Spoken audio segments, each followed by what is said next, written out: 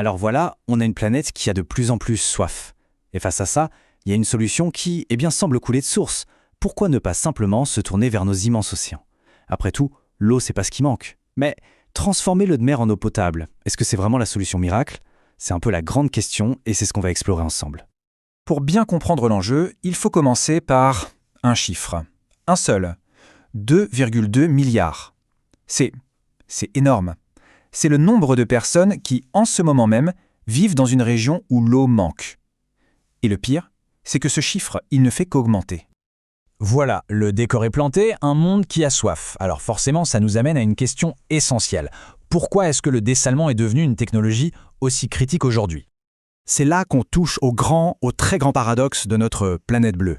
On l'appelle comme ça parce qu'elle est couverte d'eau, c'est vrai, mais regardez bien, 97% de toute cette eau, c'est de l'eau salée, celle des océans. Ce qui veut dire qu'il nous reste une part absolument minuscule, même pas 1%, d'eau douce qui est vraiment disponible pour boire, pour l'agriculture, pour tout. C'est fou quand on y pense. Alors, face à ce constat, ce défi immense, une idée un peu folle, mais logique a germé. Et si on allait puiser directement dans cet immense réservoir qu'est l'océan? Voyons un peu comment on s'y prend pour littéralement boire l'océan. La méthode STAR, celle qu'on utilise presque partout, ça s'appelle l'osmose inverse. Alors, le principe, en théorie, il a l'air simple. Imaginez un filtre à café, mais à un niveau moléculaire.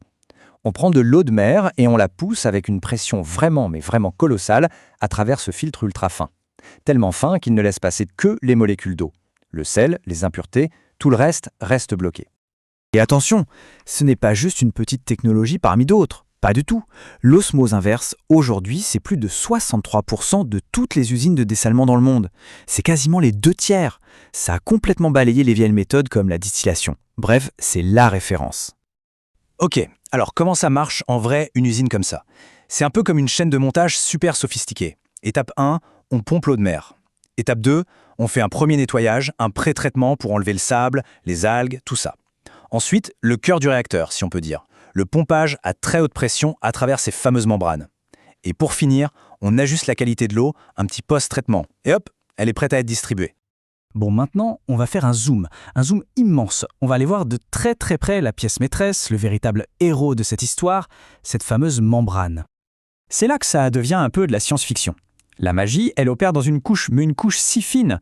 On parle de quelque chose qui est des milliers de fois plus fin qu'un cheveu. C'est cette membrane en polyamide. C'est minuscule, mais c'est là que tout se joue. Et voilà à quoi ça ressemble au microscope. D'un côté, on a la couche de support, elle est là pour la solidité, assez lisse.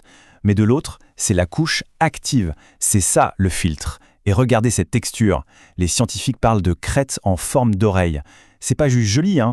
Cette forme hyper complexe, elle permet d'avoir une surface de filtration beaucoup plus grande, et c'est ça qui va piéger les molécules de sel. Et le résultat de cette technologie de pointe? Il est juste bluffant. 99,81%.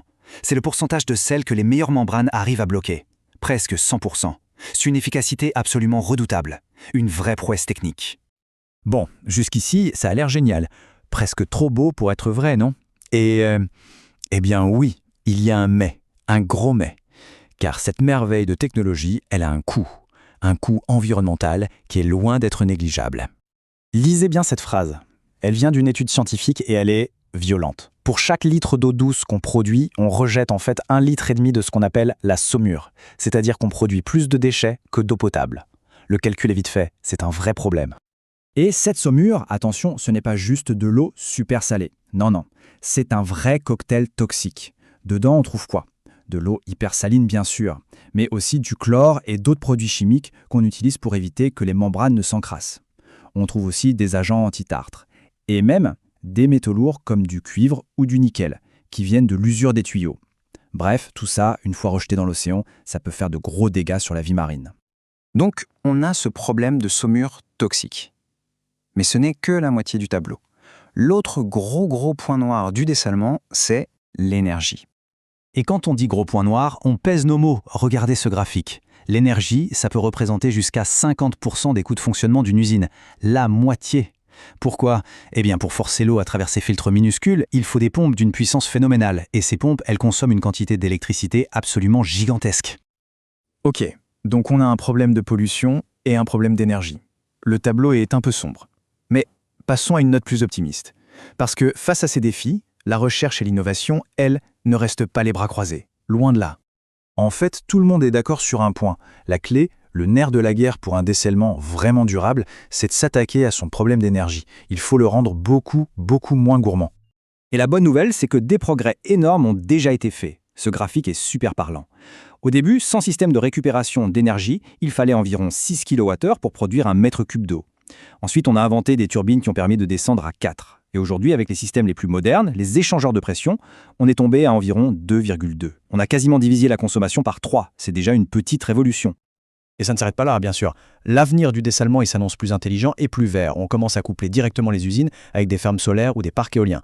On utilise l'intelligence artificielle pour savoir exactement quand une membrane doit être nettoyée ou changée pour optimiser au maximum. Et on travaille sur de meilleurs pré-traitements pour qu'elle dure plus longtemps. C'est tout un écosystème qui est en train de se mettre en place.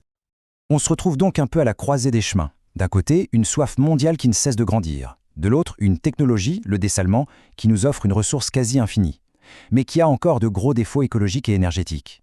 La vraie question, celle qui reste en suspens, c'est est-ce que notre technologie va réussir à devenir assez propre et assez efficace, assez vite, pour vraiment étancher cette soif? L'avenir nous le dira.